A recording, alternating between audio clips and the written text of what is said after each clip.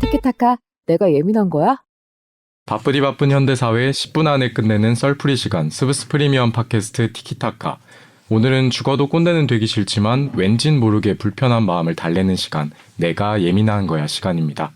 오늘도 다은 정은 기자와 함께합니다. 안녕하세요. 안녕하세요. 직장 생활하다 보면 어라 이거 혹시 나만 이렇게 느끼는 건가 이런 생각 들 때 있죠. 다른 사람들이 봐도 그럴 만한 거였는지 아니면 내가 좀 과민 반응한 건지 같이 살펴보겠습니다. 오늘의 사연은요. 꼰대 선배님의 사연입니다. 후배가 다음 주에 퇴사를 합니다. 일을 알아서 잘 하던 친구라서 퇴사한다는 소식을 듣고 안타깝긴 했지만 응원해줬어요. 그런데 퇴사 예정일이 잡히고 나서 사람이 좀 달라지더라고요. 같은 팀이라서 어쩔 수 없이 계속 부딪히는데 일을 안 합니다. 시키는 일만 하고 시키지 않으면 아예 일을 안 하고요.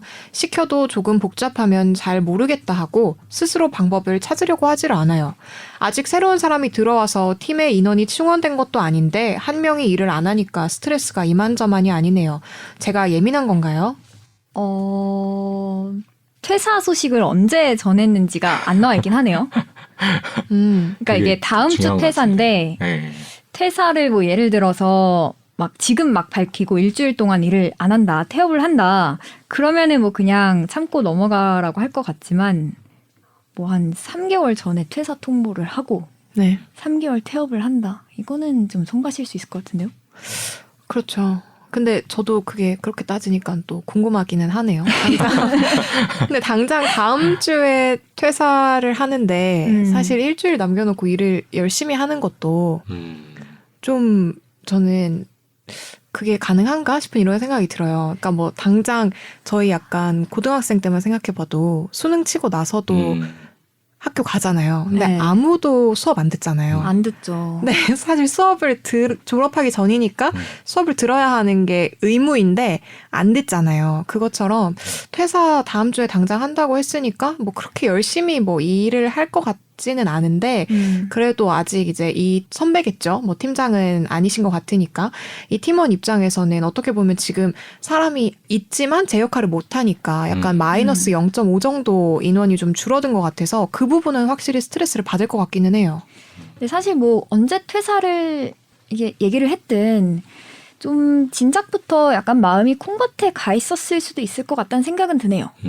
뭐 그쵸. 퇴사 이후에 계획을 좀 짠다든지 아니면 뭐 이직이면 뭐 이력서를 쓴다든지 그러면서 이제 일을 좀 열심히 안 했던 시간들이 좀 있겠죠. 그러니까 아마 사연을 보내신 것 같은데 이 부분 중요한 것 같아요. 시키는 일만 하고 시키지 않으면 일을 안 한다. 근데 시키는 일은 하네요. 근데 시키는 일만 해도 다행인 거 아니에요? 그러면 시키면 되잖아요, 다. 시키지 않는 일을 하는 거는 이건 사실 좀 욕심인 것 장단점이 같기도. 있거든요. 네. 아니, 근데 또 시켜도 좀 복잡하면 잘 모르겠다고 한다는 걸 보니까 정말 안 했을 때 문제가 되는 일 정도만 처리하는 것 같아요. 사실 근데 그렇게 보면 좀 약간 스트레스를 받을 수 있기는 하죠. 다른 사람들의 업무량이 늘어나는 건 맞으니까. 근데 뭐 사실 이런 퇴사나 이직 같은 걸 생각을 안 해보는 사람들은 없잖아요. 아, 그럼요. 직장인이라면 누구나 한 번쯤. 다 마음속에 하나씩 그럼요. 품고 있잖아요. 들은 것만 해도 지금 몇 갠데. 네, 저도 이제 그런 얘기 들어본 적이 있는데 의외로 2030 직장인들이 가장 많이 퇴사하는 게 1년 되지 않았을 때라고 하더라고요. 그렇게 일찍이요. 네, 2030 남녀 직장인 대상으로 이제 이직 경험에 대해서 설문조사를 했는데 75.5%가 이직을 해봤다 이렇게 대답을 했고요. 이직 경험이 있다고 밝힌 사람 중에서 첫 이직 시기가 1년 미만인 사람은 37.5%로 가장 높았다고 합니다.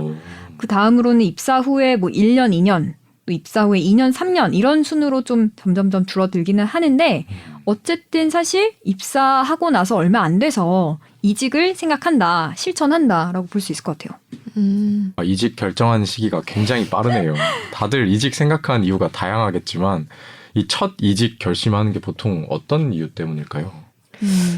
사실 이직은 뭐 개인적인 사정도 있겠지만 2030 세대가 첫 이직을 결심하는 이유는 업무 과다나 야근 때문에 개인 생활을 누리기 힘들어서 이게 제일 많다고 하더라고요.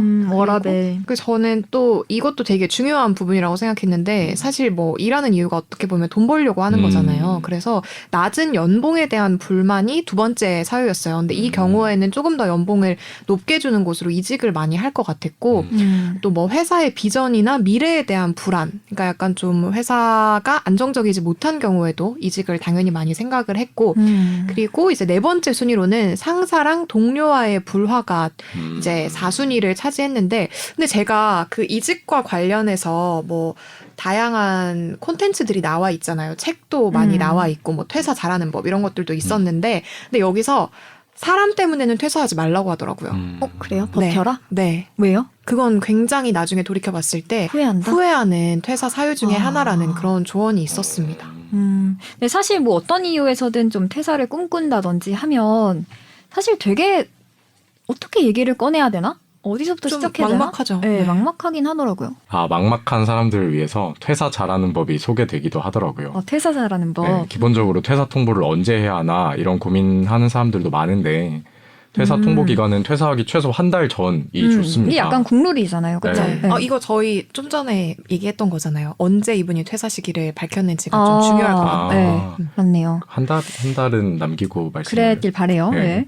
네. 민법 제 660조에 따르면 사직서를 제출해도 한 달까지는 당사자 간 근로계약 관계가 남아 있어요. 그래서 회사에 대해서 퇴사 인수인계 등을 뭐 해야 될 의무가 있고 한 달 기간을 위반하고 사직서만 낸 채 출근하지 않으면 무단 결근에 해당합니다.